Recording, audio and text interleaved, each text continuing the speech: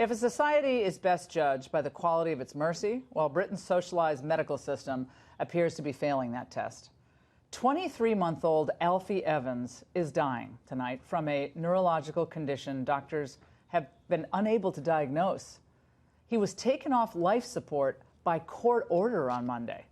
Yesterday, an appeals court refused to let Alfie's parents take him to Italy, which is offering an alternative treatment and citizenship.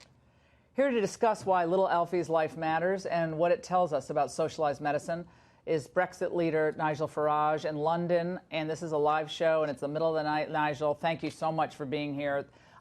I've been praying for Alfie and his family, but I have a question for you tonight. How can courts in the EU and in the UK prevent a family from removing their child from a hospital and taking him or her to another country for treatment? How is that even happening? Well, what's happening here is the rights of the parent to do what they think are right are being taken away from them. We have a case here, and by the way, it's not the first. We had a big one last year concerning a small boy called Charlie Gard who wanted to go to America for treatment that was not available in the UK.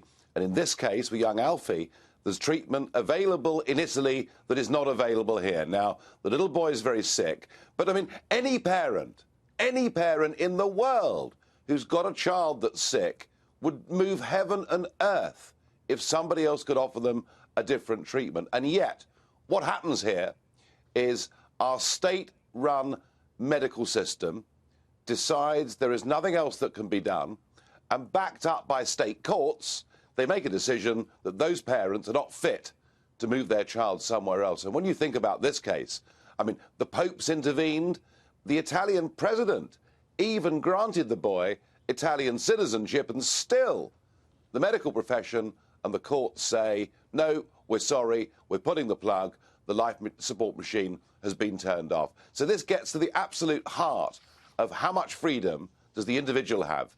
How much decision-making process do the parents have? Yeah. Or are our children now owned by the state? I mean, Nigel, it's almost like they broke Alfie's father today, because at the beginning of the day, he was saying, come here and see how my son is a hostage of this hospital, which is what we on this show and so many others have called him. He's like a hostage of the National Health Service. And he said, what we are enduring is not right. But by the end of the day, he had changed his tune and basically said, everybody go back to your lives. And I think the hospital kind of sounds like he was threatened. And he said, well, you're not going to get anything from us unless you tone it down.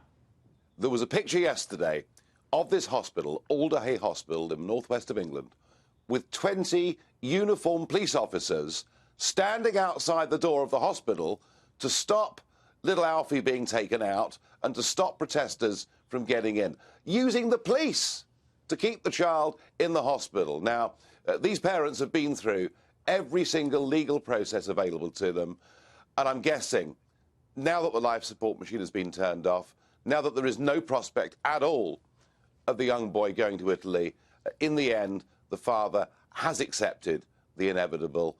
Whether he was threatened or not, I don't know. But what I do know is that when I was involved in this Charlie Gard case last year, I turned up outside the hospital, in this case Great Ormond Street Hospital in London, and I was told in no uncertain terms by the PR services for the hospital that what I was doing was damaging the reputation of the hospital by doing press reports outside where this little boy was dying. And it is just, it's classic of the establishment closing ranks, the state being all-powerful. And frankly, what is happening today, what is happening right now, is a form of state-sponsored euthanasia, and I hate it.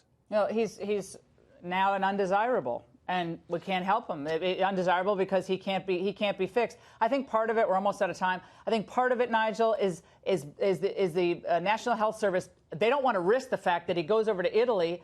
Maybe he gets treatment and he has some quality of life, and that's a big embarrassment to the National Health Service. Thank you for being up late for us tonight, Nigel.